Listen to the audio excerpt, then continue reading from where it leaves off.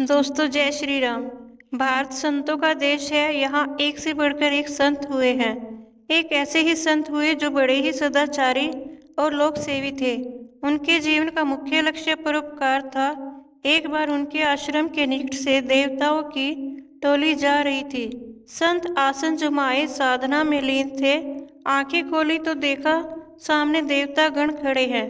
संत ने उनका अभिवादन कर उन सब को आसन दिया, उनकी खूब सेवा की। देवतागण उनके इस व्यवहार और उनके परोपकार के कार्य से प्रसन्न होकर उनसे वरदान मांगने को कहा।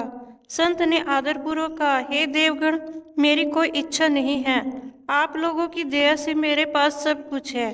देवतागण बोले, आपको वरदान तो मांगना पड़ेगा नहीं, क्योंकि मेरे वचन किसी भी तरह से खाली नहीं जा सकता। संत बोले, हे देवगण, आप तो सब कुछ जानते हैं। आप जो वरदान देंगे वह मुझे सहर्ष स्वीकार होगा।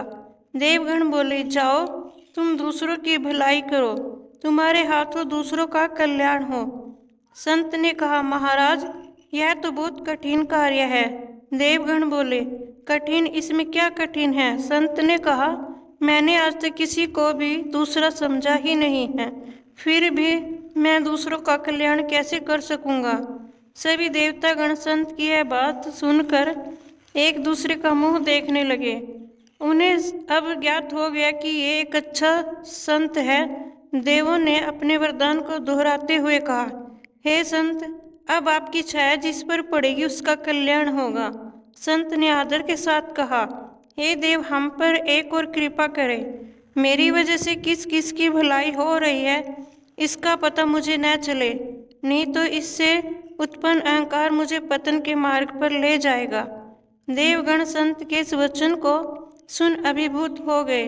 परोपकार करने वाले संत के ऐसे ही विचार होते हैं। यदि परोपकार का यह विचार लोगों में आ जाए तो पूरे संसार में कहीं दुख नहीं होगा, कहीं गरीबी नहीं होगी, कहीं अभाव और अशिक्षा नहीं होगी। दोस्तों, मेरी यह वीडियो देखने के लिए आपका बहुत बहुत धन्यवाद। जय श्री राम।